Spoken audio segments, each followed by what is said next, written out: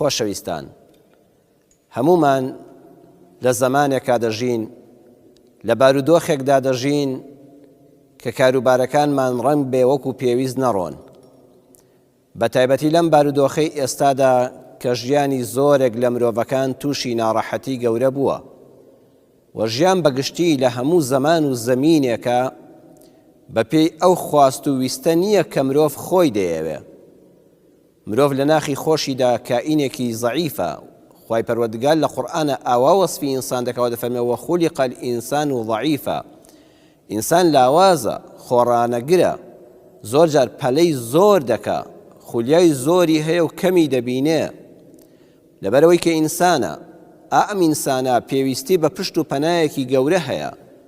لێرەدا گەورەی ئیمان دەردەکەوێت، گەورەی عەقیدە و بیر و باوەڕی خواناسان و دینداران و یەکتاپەرستان لێرەدا دەردەکەوێت کە ئێمە هەرچەند لاواز بین و مەودای بینینمان بۆ ڕوودا و کارەکان کورد بێ، هێزێک هەیە لە پشتەوە کە خالقمانە کە ذاتی ئەڵڵایە سوبحانەه وتەعالە، پەنای بۆ دەبین و هاواری لێ دەکەین و دڵنیایی تەواومان هەیە کە ئەو کاروبارەکانمان بۆ جێبەجێ دەکا. لە قورئانی پیرۆزە خوای پەروەردگار لە چەند شوێنێکە، بۆ نمونە لە سوورەتی یونسە 2 جار، لە سوورەتی سەجدەدا، لە سوورەتی ڕەعدا خوای پەروەردگار وشەی يدبر الأمر هێناوە. يدبر الأمر ومن يدبر الأمر فسيقولون الله.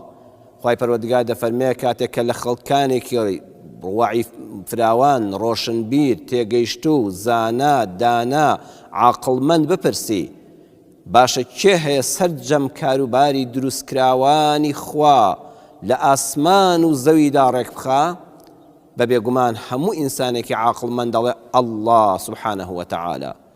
يدبر الأمر يفصل الآيات لعلكم بلقاء ربكم توقنون. ئەوە هەر پەروەردگار خۆیەتی هەموو شتێک، هەر ئەو زاتە ڕێکی دەخات هەموو کاروبارەکان لە ئاسمان و لە زەویدا، هەر ئەو زاتە کە ذاتی ئەڵڵایە سبحانه وتعالى بەڕێوەی دەبات. ثم استوى على العرش يدبر الأمر. لە سوورەتی یونسدا لە ئاەتی 3دا دەفەرمێ هەر خۆی ذاتی ئەڵڵاه جەلە جەلالوه پلان بۆ هەموو شتێک دادەنێ و نەخشە سازی بۆ دەکا.